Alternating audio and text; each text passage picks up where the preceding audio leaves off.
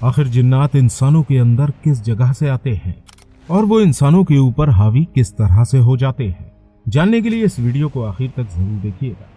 नाजरीन, अल्लाह ने इस दुनिया में कई सारी मखलूक पैदा की है और इन्हीं मखलूकों में से एक ऐसी मखलूक भी है जो कि हमारे बीच रहती है, लेकिन हम उसे देख नहीं सकते और उसकी तादाद हम इंसानों से कई गुना तक ज्यादा है।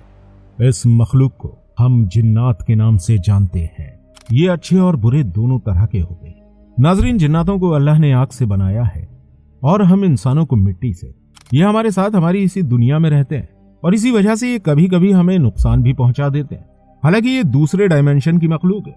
ये जिन्नात हम इंसानों से भी पहले हमारी दुनिया में रह रहे हैं और आज भी हर उस जगह जहां इंसान नहीं है, जिन्नातों ने अपना बसेरा बना रखा है।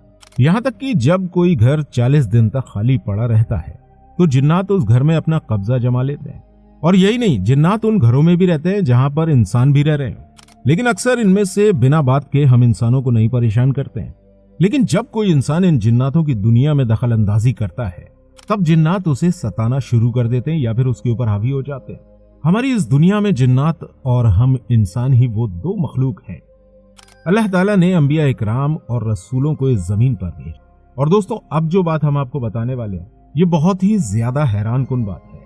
आपको जानकर बहुत हैरानी होगी कि जिन्नात हम इंसानों से कई हजार साल पहले से जमीन पर रह रहे हैं, लेकिन अल्लाह ने हम इंसानों को जमीन पर फैलाने से पहले इन जिन्नातों को फरिश्तों के जरिए अलग अलग जगहों पर कैद कर दिया है।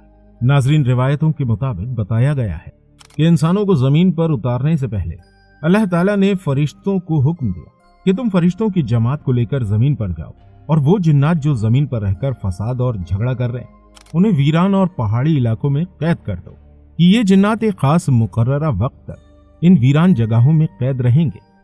इब्लीस जिन्नातों में से एक जिन्नात था जिसे आग से पैदा किया गया है।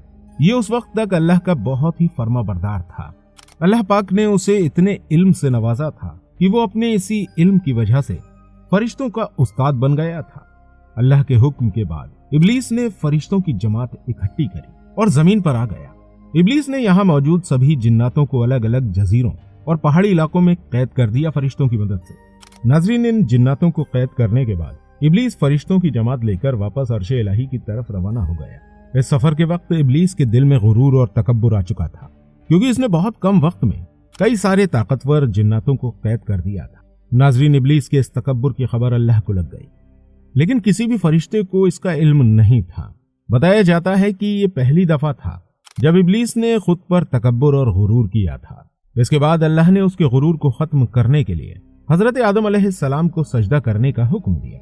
तब इब्लीस ने अल्लाह की नाफरमानी करते हुए उसके इस हुक्म से इनकार कर दिया, क्योंकि जिन्नातों को कैद करने के बाद इब्लीस के अंदर गुरूर और तकब्बुर पैदा हो चुका था। इब्लीस का कहना था कि मुझे आग से पैदा किया गया है और हजरत आदम अलैहिस्सलाम को मिट्टी से, मेरा इनसे कोई जोड़ नहीं है, इसलिए मैं इस मिट्टी के पुतले को कभी सजदा नहीं करूंगा। दोस्तों, जब इब्लीस का इनकार अल्लाह ने सुना तो उसे बारगाह इलाही से निकालने का हुक्म दिया। इसके बाद से उसे शैतान करार दिया गया। नाजरीन, ये जिन्नात हजरत सुलेमान अलैहिस्सलाम के दौर तक इन जगहों पर कैद रहे। इसके बाद अल्लाह ने उन्हें आजाद करने का हुक्म दिया और ये आजाद हो गए और उन्होंने हमारी दुनिया में चलना फिरना शुरू कर दिया।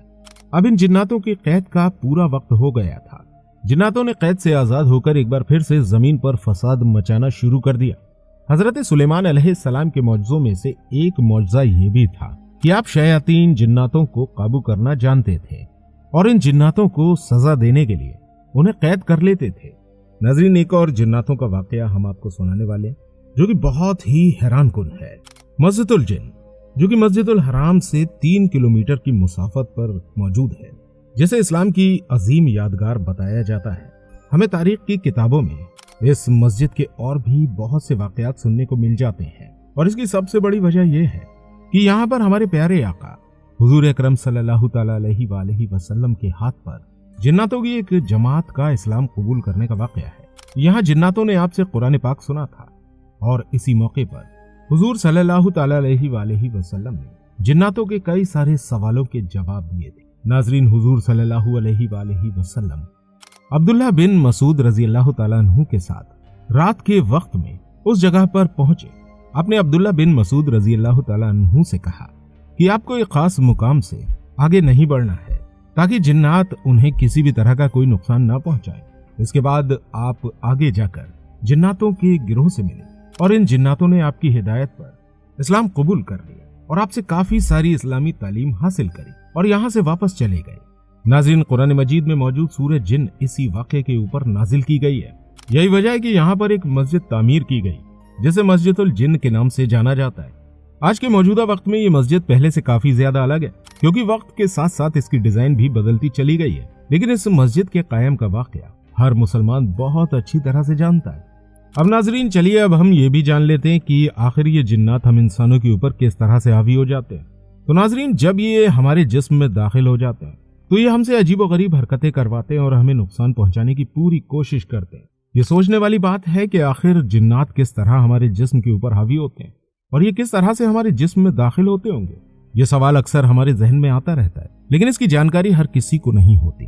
तो जब इंसान नेकी से गाफिल हो जाता है और बुराई करने में मुब्तला हो जाता है, यानी कि बुरे काम और गुनाह करने लगता है, तो उसके ऊपर बुरे असरात के हावी होने का खतरा भी बढ़ जाता है।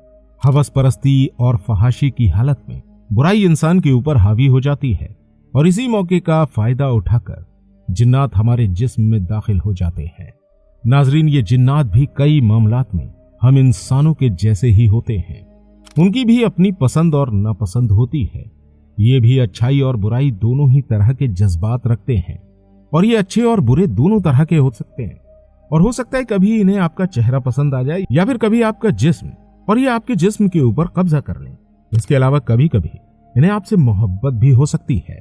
ये कभी आपको अकेला देखकर भी आपके ऊपर हावी हो सकते हैं और ज्यादातर ये अपना शिकार खवातीन को ही बनाते हैं। इन जिन्नातों को हम देख नहीं सकते और इसी वजह से जाने अनजाने में हम अक्सर इन्हें नुकसान पहुंचा देते हैं।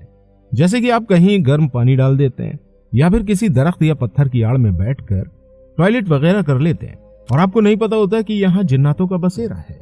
आपके इस तरह के अमल से वो नाराज हो जाते हैं और आपसे बदला लेने की जुस्तजू में आपके जिस्म के अंदर दाखिल हो जाते हैं। इसके अलावा नाजरीन, अगर कोई इंसान कभी ज्यादा खौफ की हालत में होता है तो भी जिन्नात उसके ऊपर कब्जा कर लेते हैं।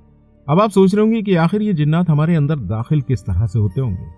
तो इसके बारे में यही बताया जाता है कि इंसान की मौत के वक्त रूह को इंसान के नाखून, मुंह, आंख, नाक से कब्ज किया जाता है और यही वो जगहें हैं जहां से जिन्नात इंसान के जिस्म के अंदर दाखिल होते हैं। और ऐसा नहीं है अगर जिन्नात आपके ऊपर हावी हो गए तो आप कभी इनसे छुटकारा नहीं पा सकते, क्योंकि अल्लाह ताला ने जिन्नातों से छुटकारा पाने के कई सारे तरीके बताए हैं। खास तौर से कुरान मजीद में मौजूद सूरह अन-नास को जिन्नात के तोड़ के लिए उतारा गया है। अगर आप रोज सुबह सूरह नास और सूरह फलक की तिलावत करते हैं तो आपके जिस्म में जिन्नात दाखिल नहीं हो सकता। इसलिए कुल औज़ु बिरब्बिन नास और कुल औज़ु बिरब्बिल फलक को मजबूती के साथ पकड़ लीजिए। उम्मीद करते हैं कि आपको ये वीडियो अच्छी लगी होगी। अगर आपको ये वीडियो पसंद आई है तो इस वीडियो को लाइक जरूर कीजिएगा और इस वीडियो को ज्यादा से ज्यादा शेयर जरूर कर दीजिएगा। मिलते हैं आपसे अगली किसी वीडियो के साथ। तब तक आप अपनी खास दुआओं में हमें जरूर याद रखिएगा। अस्सलामु अलैकुम व रहमतुल्लाहि व बरकातुहू।